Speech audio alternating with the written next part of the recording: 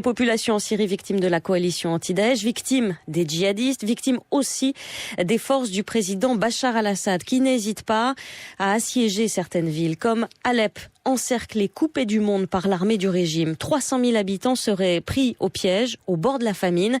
La Russie, fidèle alliée de Bachar al-Assad, vient d'annoncer l'ouverture de couloirs humanitaires pour permettre aux civils et aux combattants de sortir d'Alep. Peut-être une solution à l'urgence humanitaire dans la ville. Les précisions de Laurélie Carive. À Alep, en une semaine, 4 hôpitaux ont été bombardés, une banque de sang, 2 ambulances.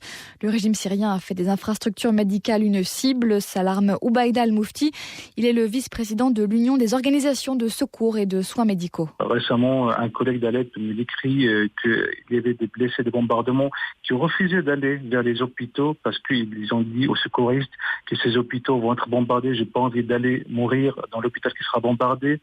On a des témoignages effectivement des médecins, des chirurgiens amenés à prendre des décisions extrêmement difficiles, comme aussi de choisir de sauver une vie et de laisser un autre blessé parce qu'on estime qu'il y a moins de chances de s'en sortir dans les conditions actuelles. La partie est d'Alep ne compte plus que 34 médecins pour 250 000 habitants.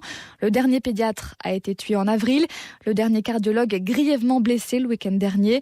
Ce à quoi s'ajoute la pénurie de médicaments et de matériel médical.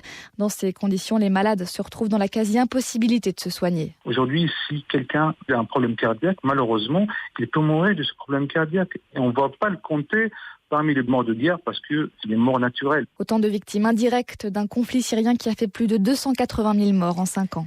Des organisations humanitaires restent sceptiques face à l'ouverture de corridors par le régime syrien. Amnesty International estime par exemple que de nombreux habitants n'auront pas assez confiance pour sortir de chez eux et qu'il sera donc très difficile d'éviter une catastrophe humanitaire.